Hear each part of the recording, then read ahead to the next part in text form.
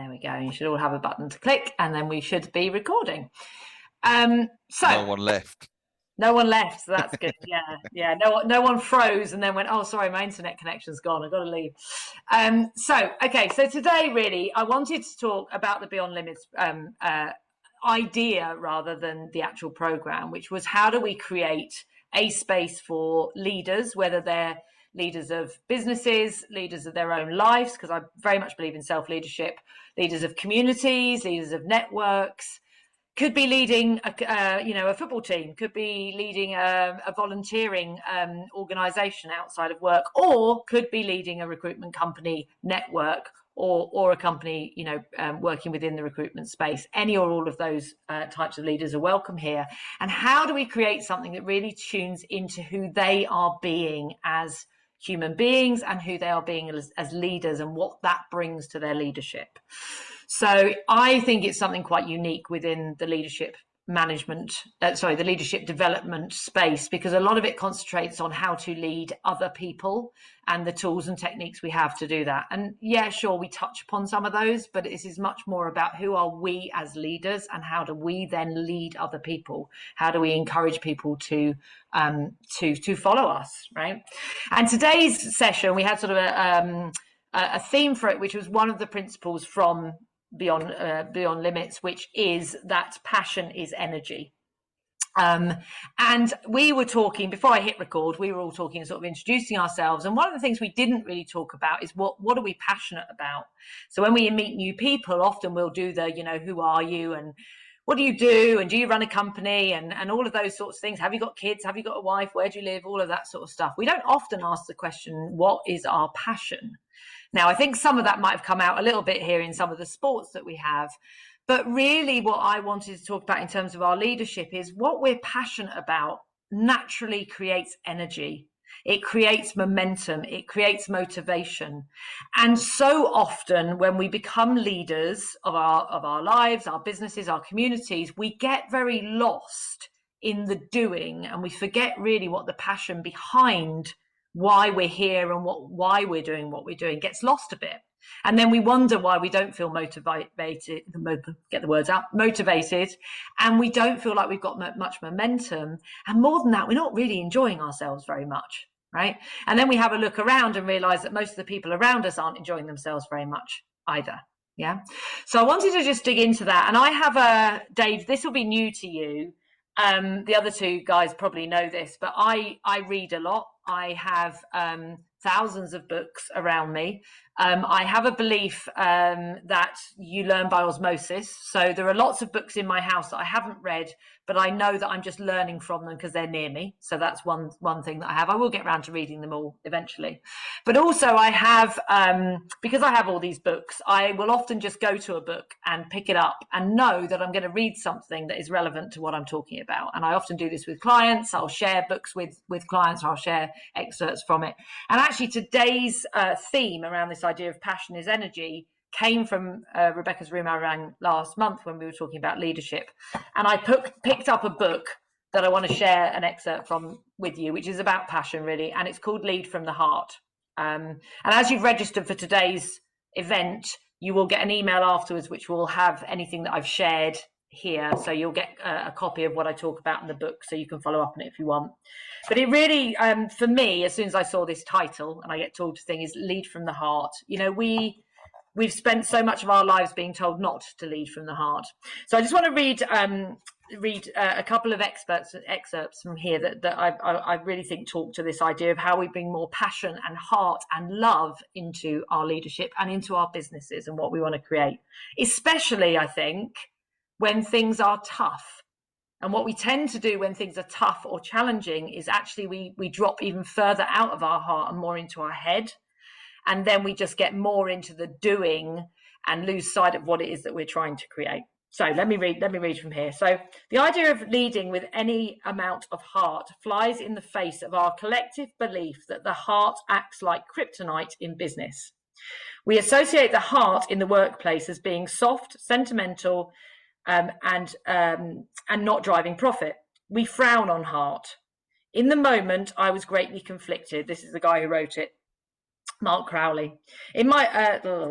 Frown on heart. In the moment, I was greatly conflicted. I knew from my own 25 years of leadership experience that people had scaled the tallest mountains for me simply because I recognized their individual genius, helped them to develop it, put it to its best use, and helped them to find gratification in the work they did. There was no question in my mind that heart had been the catalyst for their exceptional achievement. Now, I'm sure all of us between us have had, 25 years experience of working with people. And actually, whilst everything might point to don't bring your heart into this, we come from our mind, it's all very theoretical, we lead people from there, leave all this heart stuff at home. We know that when we've really seen people step up, it's come from here, not here, right? And yet we keep being told that it's kryptonite if we bring any of this in here. I worked for Hays for many, many years, great organization, learned loads there, but we were literally told not to wear our heart on our sleeve, not to bring our emotions or our passion into work, right? Passion maybe, but emotions definitely not, right? And leave our heart behind. I get a bit lost as to the difference between emotion and passion sometimes, so I never quite understood that concept. Okay, so we've been led to believe, he carries on, we've been led to believe that the mind is the highest form of intelligence possible and rarely think to consult the heart as we work to motivate people to perform. We've groomed our leaders to be intellectual, to subordinate feeling and to purposely marginalize their hearts. But this mind-driven belief system is flawed. It disconnects leaders from the people they lead, heart-to-heart leadership, and profoundly limits their effectiveness. This because emotions are an innate and human quality found in all people. I have met a few that I'm a bit dubious about, but we'll come back to them. Emotional energy is the true motivation of the human spirit. It's the force of life. Emotions create action. And with positive emotion, people are virtually limitless in what they can achieve. Now, the bit that got me in that, which I think really stuck out when I read this, and I literally just put this book up last time I did the session and opened the page to this, was the bit about emotions create action. So again, I was in a business that was, don't bring your emotion into work. And yet actually the emotion was what would have created the action, which would move me past something I couldn't see from up here, from looking at it intellectually. Yeah. So that's my first share. So I'd really like to hear, I know you only heard that for the first time, but just hear from you guys. What did you, because I could see people making notes. What was it that struck, Dave, perhaps you can share, what was it that struck for you that you resonated with that piece? Yeah, I mean, I think definitely, the passion piece, if you lose your passion, you lose your energy, you lose your motivation, that gets reflected out on, amongst the team. And, they just become everybody becomes a bit guarded and everybody kind of goes into their shell a little, and it just becomes a challenge. So I definitely, that resonated with me for sure.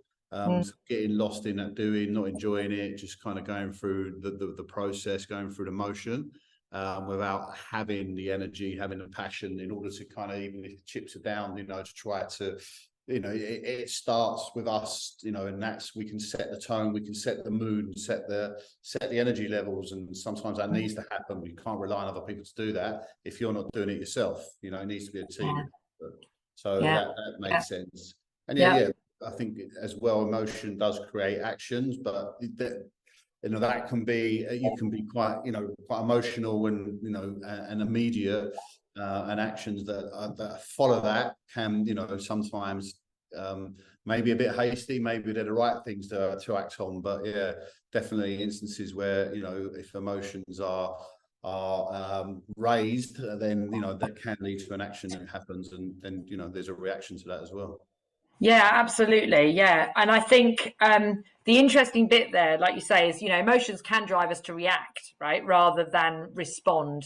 So I think this is, again, the mastery of self-leadership is that we harness the power of emotion by responsive action, not reactive action, right? So that's what we learn. And it's not, most of us have never been taught how to be a great leader.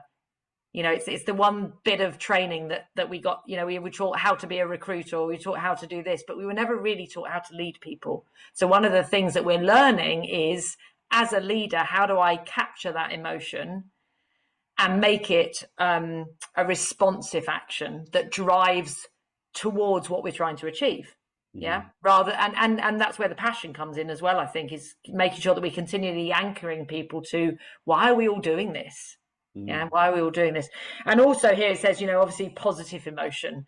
Now, it's a bit that's a bit black and white, what's positive, what's negative. But certainly if we've got emotions that are being allowed within a team, is as a leader, really we need to again capture those emotions and make sure they're being driven in a positive way towards our overall achievement and not taking us away from it, because we can all see where what we would traditionally call negative emotions can actually take us away from it. Yeah. The other thing that I think, Dave, just as a really couple of practical things that might help, like you say, like how do I set that with the team, is asking people on a daily basis. We often get caught on asking people what they're doing every day, right? So, what are you doing, especially in recruitment? And I've got nothing against measuring our activity in recruitment. I think it's a skill that we can lose. But if we brought in a question to a daily startup or kickoff, whatever you do, or the beginning of the week, is how passionate are we about what we're doing today? To start actually bringing that idea in, rather than just what are you doing? How passionate are you about it? Right? What would have you feel really passionate about it? And it might be that we need to reconnect people who are working in recruitment, as an example, to the fact that you are creating opportunities for clients to create new services, new products, grow the business, and you're helping individuals find careers that are fulfilling, that create the life they want for their family. We often forget to join all those passion dots up for the people that we're working with as well. So a great question to just bring into a team meeting might be, how passionate are we about what we're doing today? One of my clients who I work with, and we do this program with his senior leadership team, all his executive team, and also his senior leadership team, one of the things that we did, they work in the chip industry. And one of the things that we did was we got them to start connecting to the actual innovations that the people they were placing and the companies they were working with were actually putting in place. So this is David Stone down at MRL in Hove. And one of the stories that he shared with me, and this sort of led us to, there must be more of these, was that one of the people that they'd placed recently was working with an organization who were creating chips that would go in the door of our houses, that would detect our breath and would give us early signs, like really early, before any other test could do, if there was something wrong in our body that needed attention. It would then send a note to our doctor and go, there's something out here, just by our breath, right? Just by how we're breathing out. And the chips that this company were creating were going in doorways, right? That's the future. It's not here yet, but that's the future, right? And when you actually then start tuning into that and you say, what are you passionate about doing today? If they've got that guy on their desk and as a candidate, or that job on their desk as to find them, if they have that passion behind those tasks, that just changes the energy. And you know what? There's some emotion in there, because most of us know people in our lives that have gone through illnesses that we know could have been prevented or at least made easier if we'd known about them earlier, right? So that is where we really tune into that. Yeah. So really, so just some little practical things for everyone that maybe you can do. So how you can ask yourself, what am I passionate about today? And if I'm running the business and I'm not passionate about it, you've got to start questioning whether we're doing the right stuff in our business, right? That would be my first question. And then the other one, which is something I've been doing with another coach that I work with, Devon Banderson, recently, is the gratitude shift challenge. And very simply, every time we say anything that's I have to, we change it to I get to, right? To really, like things like, I have to take my son to the airport to go over to to the US to play football, right? Even exciting stuff like that can become have tos. But if we actually slow down and think, do you know what, I get to take my son and put him on a plane to go to the US to train to train with whoever he's training with in there, changes things for us, right? Even that's quite an exciting thing to have anyway. But if you think about, the shopping, right? I have to go and do the shopping. Even that, if we slow down and think, I get to leave my house, go to my local supermarket with money in my hand, or a card at least, or a phone, right? And I get to go and buy food to feed my family. How friggin' lucky are we, right? And this is not in, comparing to anyone else and how unlucky anybody else is. It's just literally when we tune into our own life, isn't it lucky I get to do that, right? In recruitment, I get to create dreams for people, right? I get to take someone who said they've always wanted to work in this space, and I make that happen for them. That's pretty cool, rather than I have to ring 10 clients to see if they want to interview this guy today. Yeah. Simon, what did you get from that piece? Just if you've got a share. I know you had to move halfway, so if you didn't catch it, let me know. No, I did catch. I'm just writing it out because I've got to go in a minute. But okay. I'll say it, but I've written it. Okay. It's quite good written down. I moved because there were loads of people in the background, and I didn't want them to disrupt while I was doing this. But I'll read out what I said. Right. For me, great leaders display high levels of EI and empathy. It's what human beings buy into, consciously or subconsciously. So, if this is true, how can great leaders only lead with their head? Was the Lovely. Can you just WhatsApp that to me, because that's perfection. I'll blatantly use it everywhere. Me too, Simon. With your permission. With your permission. Okay. Anyway, I'll put an SL after it. Yeah, nice to meet you all. See you later. See you later. No. I meant that flippantly. I've probably got another. Okay. Stay there.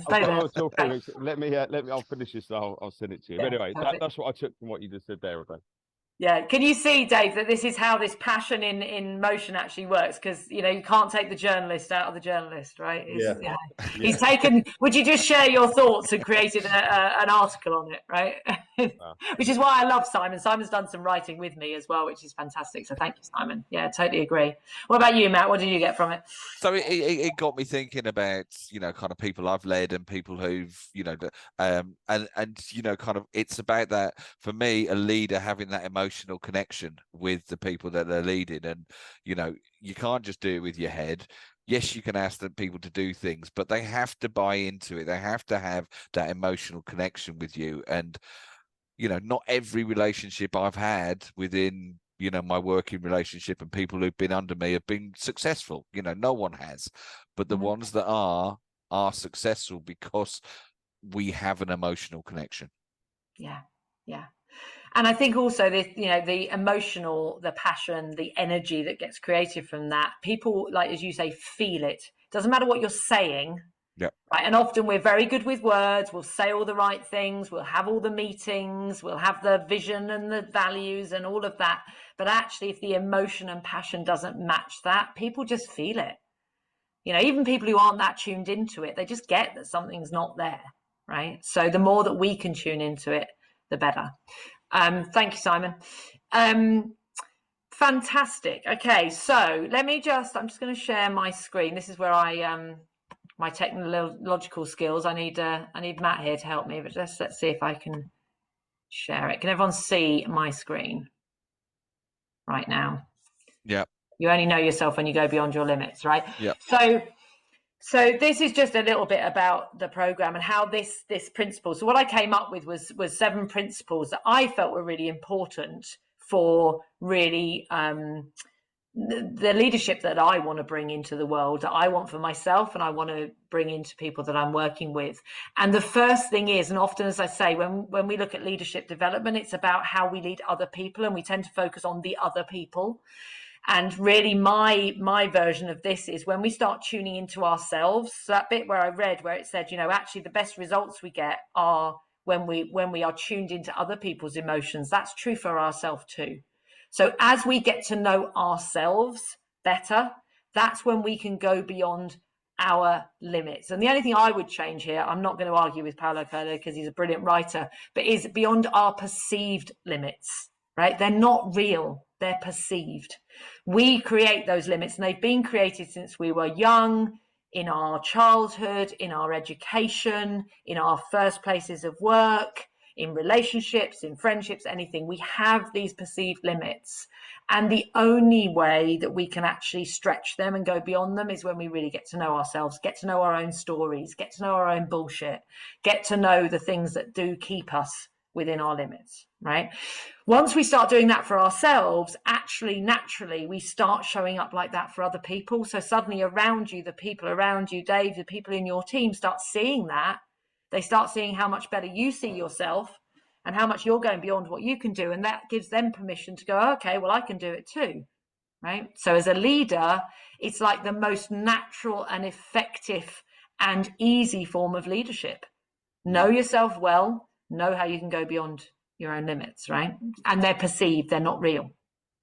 They're really, really not real. There's a great, I was saying to someone on a call the other day, there's a great experiment that they do with, I think it's ants, where they have little ants running around and then they draw a circle and the ants stay in the circle, right? There's no physical barrier. It's a line that's drawn around, right? But they don't go beyond it because they perceive it as an actual physical barrier. And that's what we often do to ourselves as leaders.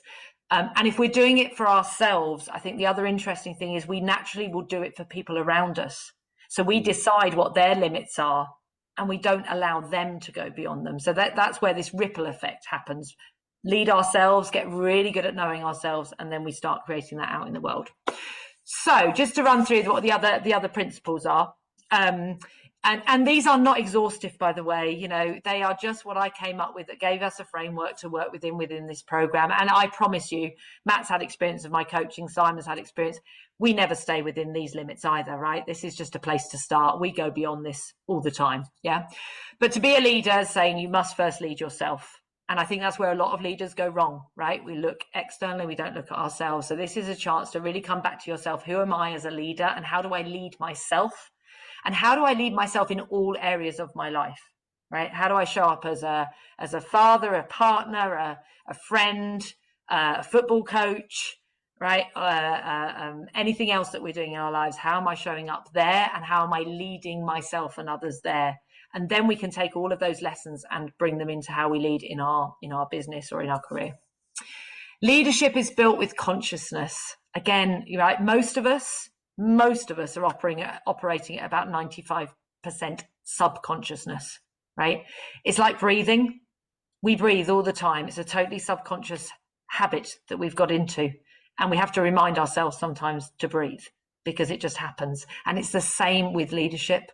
We do it from, and just living and being, right? We're doing it from our subconscious most of the time. So a lot of the work that we do within this program is lifting ourselves into our consciousness. What are we aware of? What can we see? And once we can see it, what can we do with it, right? So we start becoming the probably 1 or 2% of the whole population of the world who are actually coming from consciousness, right? Which makes us pretty damn special, right? Bring yourself into everything that you do.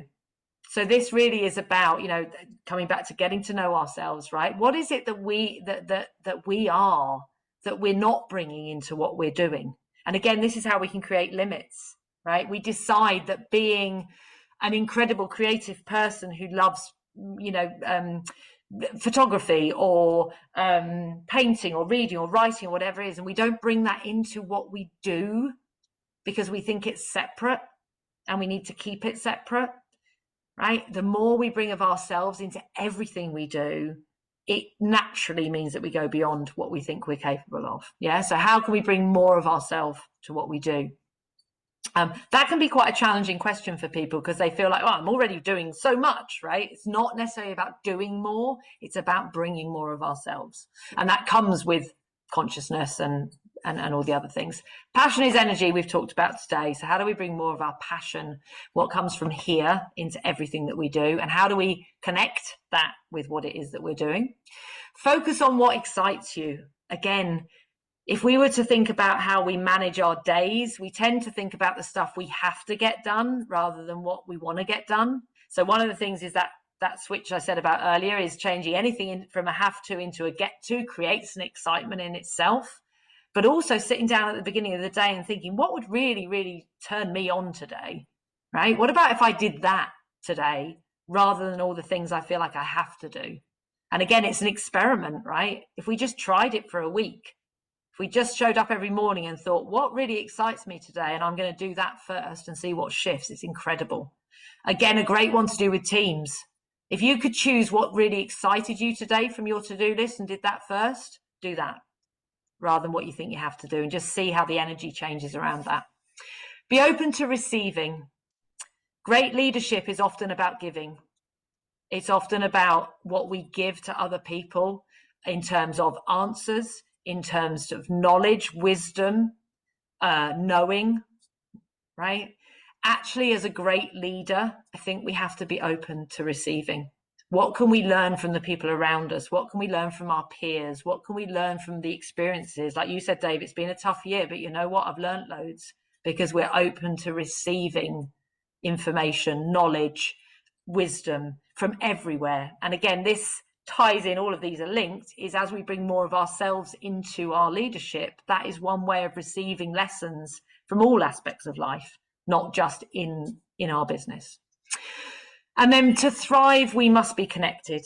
This is a real strong belief of mine that, and often is not what happens when we run our own businesses. When we're leaders in a business of a team of people, we can become very disconnected from ourselves, from other people, from our peers, from our networks. And really, if we want to thrive, not survive, but thrive in ourselves, in our well-being, in our success, growing our businesses, being connected is really, really important. Okay, so you can see how all these link together. And like I say, they are not exhaustive at all. We will go off. There are many, many more principles. But if we start with these, it gives us a container to begin with. So those are the ones that I feel are really important. And it took, Simon and I have many conversations backwards and forwards about this, and many walks, and it's always evolving. I'm sure these will grow and evolve as I work with more people, because I'm open to receiving from the people that are in the programs with me. They're going to bring new principles and new distinctions and new wisdom and knowledge. But just a quick, just to keep you guys involved in the conversation, what ones stand out for you, or is there any feedback on any of those? Dave, anything that's standing out to you?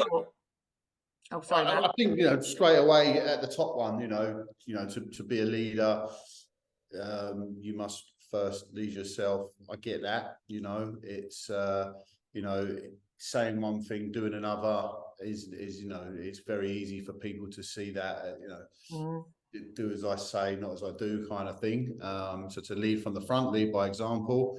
Also, leading yourself, you whilst you might be delegating, you still need to be showing up and, being part of the team, and whatever you're doing, it might not be the same as other people in the team, but you're still making the right contributions, Yeah. And I think that if I look back at some of the leaders I've seen and worked with, they're the ones that you admire are the ones that you can see putting in the shift, putting in the effort, and being very visible and available, as opposed to just kind of coming in and doing a bit of magic and then disappearing, So yeah, showing up and leading yourself.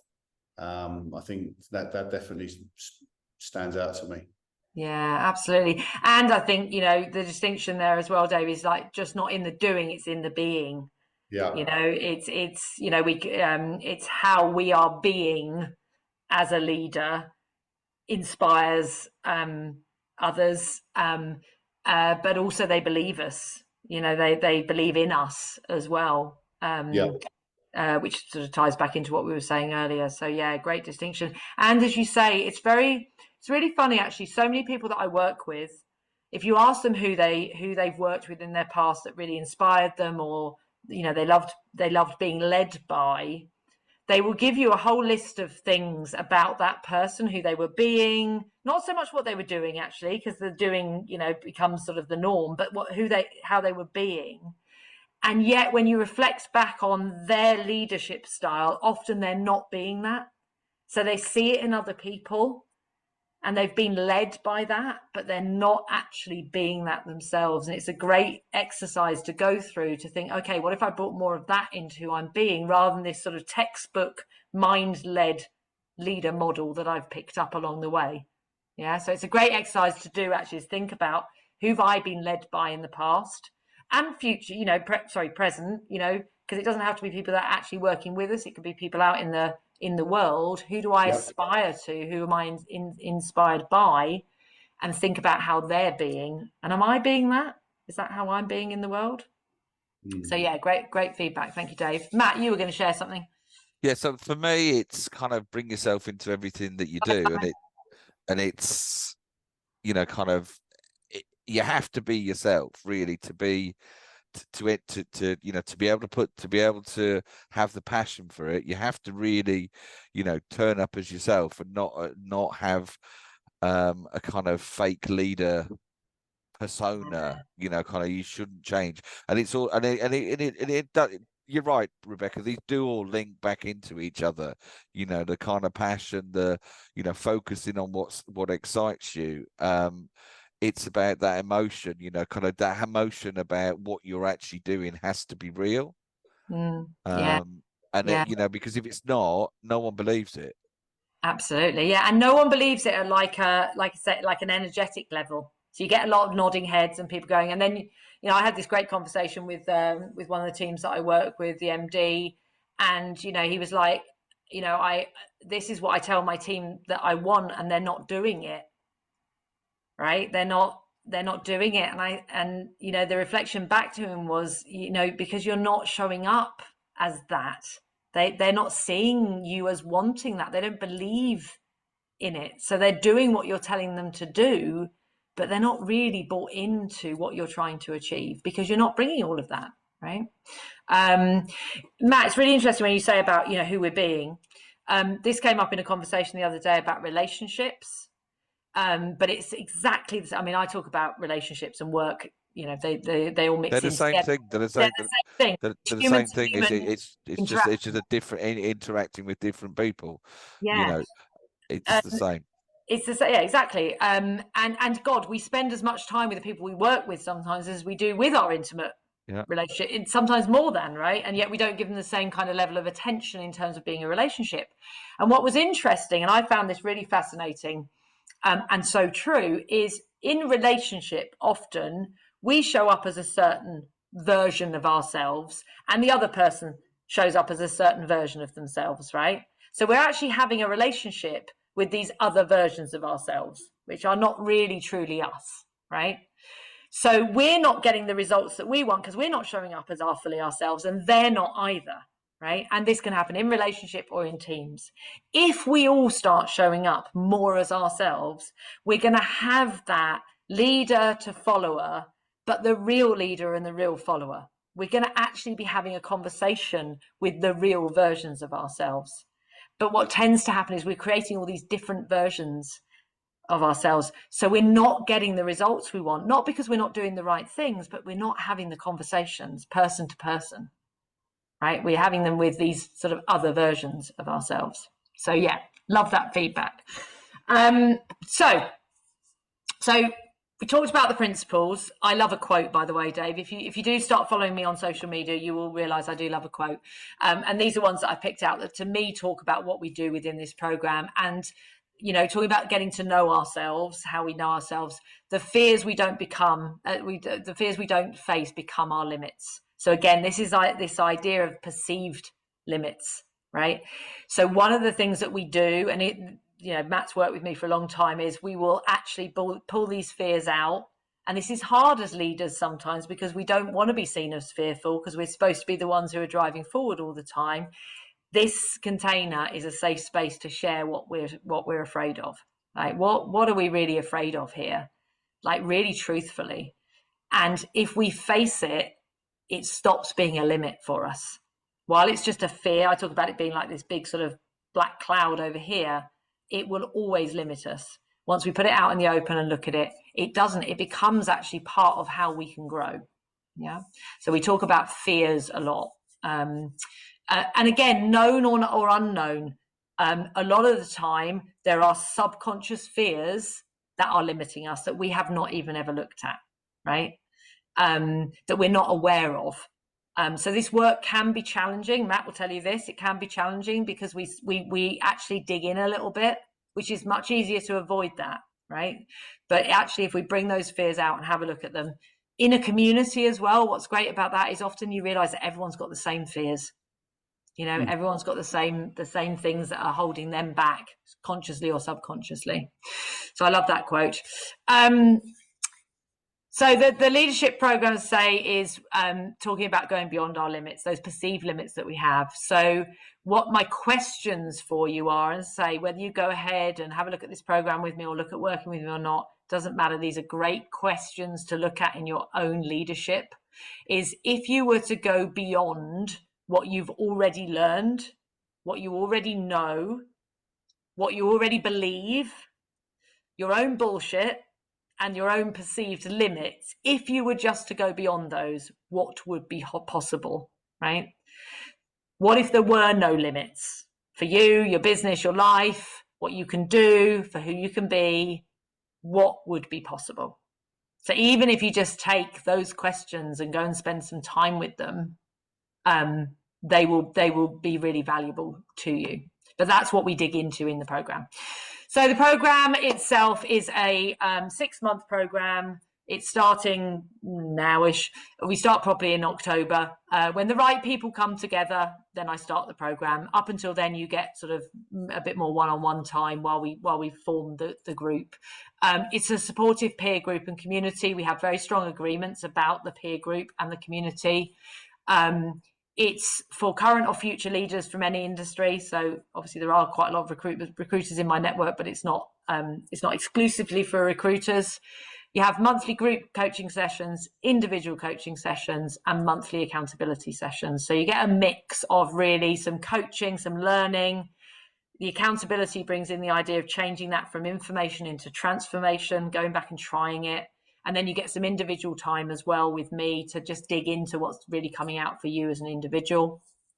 We've got some early bird sessions that we'll run before we start, as I said. So this is the question then. What if you are to go beyond your limits? If you could get out of your own way, if your leadership was limitless, what would your business, your life look like then? How would that change your game? And this is not one of the things I hope Matt will back me up on here is this comes with a whole load of love, kindness, compassion, and honesty and transparency, but not in a, you've been doing it really badly and now we're going to teach you how to do it better, right? It's not like that. This is really getting really honest with ourselves, being open to seeing how, if we get out of our own way, we can create whatever we want. Okay, but it's not to beat ourselves up with. Matt, back me up on that one. Yeah, well, absolutely, I'll back you up on that, and that's one of the things, one of the reasons why we've always kept working together. It for me, it's been, you know, a place where and someone I can speak to and, you know, tell them my most stupid thing, and kind of learn from that. And you know, you've never judged me, and that's one of the great things. And you know, I'll sometimes, you know, look forward to our sessions with trepidation sometimes. What's she going to ask me this time? What's she going to dig in and make me do or say to me this time? But I always come away from them, actually. You know, the one thing and you know, kind of Tash has always known this as well, because, you know, when I came to you, that was one of the reasons why, was stuff that I was, you know, kind of taking home from where, you know, from my experiences at work at the time. And you know, she now sees when I come out of it, the energy that I get, and you know, that takes me on until we see you the next time. Sometimes that I need a fix in between, but yeah, absolutely. And you know, that comes from me believing in you, right? And not buying into all the limits that we can put on ourselves. And I do the work myself. You know, one of the things, David, I invest a lot of money in my own coaching and my own leadership and my own development. And within these programs and with my clients, I learn as much that I then bring back into my life. So this quote, this is one of mine, just to end it with, and this sort of ties up. And then I have got one more book that I just want to share a couple of bits from, is love yourself enough to invest in yourself. Give yourself permission for all the time, care, and attention you deserve. As natural leaders, which we all are, in every aspect of our lives, we give so much. And we don't always allow ourselves that time and that attention for ourselves. David Stone, that I mentioned earlier, is he's worked with me for a long time. We continue to work together. It's one of the things that he said was, I suddenly realized how much time and energy and money I'd spent on developing everyone around me, and how I hadn't really looked at looking after myself and developing myself. And again, with kindness. So it's like, okay, I can see that now. That's my consciousness. What can I now do about it? Okay, well, I'll start by investing in myself. Okay, so I'm just going to stop the share, and then I'm just going to finish off. And I loved it. I love this book. It's been on my shelf for a while, and I haven't read it fully, but I just thought it was great to finish with as well. Just so Dave, don't get too worried about this. We're not going to make you get naked, all right? All That's right. not part of it. But I love this book, Getting Naked: A Business Fable. And there was just a couple of bits that when I was, as I say, I just pick up books and are drawn to them. I just opened a couple of pages I just wanted to finish with today, because I think it really ties in with this idea of how passionate we are about our leadership and our businesses and our lives, right? And actually showing up naked in them. What would that actually do for our lives and our businesses if we really brought everything we just talked about, right? So this kind of summed it up for me. So they have this naked service that they talk about, right? And I'm just going to do the headings for this. We can delve into this more if you come along and do some work with me, or if you want another conversation. But they define this service, and they work as a consultancy going into other businesses. They say that there are three fears that keep people from being naked, right? That are the same across any industry. This isn't recruitment related. So one is fear of losing the business. That stops us really showing up, right? Really showing up naked. We're afraid of losing the business, right? What if we drop that fear? How would we show up? And that's something that we'll be doing in the program. Fear of being embarrassed. When does that stop us, right? Now, I could have had that about today. I'm doing this Rebecca's room. There should be hundreds of people here, right? Oh God, I'm going to cancel it because there's only been 2 or 3 people register for it, right? That's going to be embarrassing. I get past that now, because I'm not going to let that impact how I show up. And you know what? I could show up in this room and there'll be one person in it, and the value and the changes that they'll make in their life is worth it for me. So I get past that. That's my level of service. Fear of feeling inferior. And I think, again, in leadership, that can show up. I mean, in coaching, I can show up in other coaching networks and feel very inferior. And if I let that get in the way of me learning or developing or being in service to people, right? If I always felt inferior because I haven't built a multi-million-pound recruitment company, I'm not going to show up as a powerful coach for anyone that has. And yet I get past that. So this is the work I do on myself, right? But for any leader. And then just finishing off here. So he talks about broader applications of nakedness. Even beyond the world of clients, being naked has its benefits and advantages. When we can demonstrate vulnerability to the people we live and work with, we build stronger relationships, affirm our trust in them, and inspire them to become more vulnerable themselves. And that is certainly worth getting naked for. And that's where I will end. Naked as the day I was born.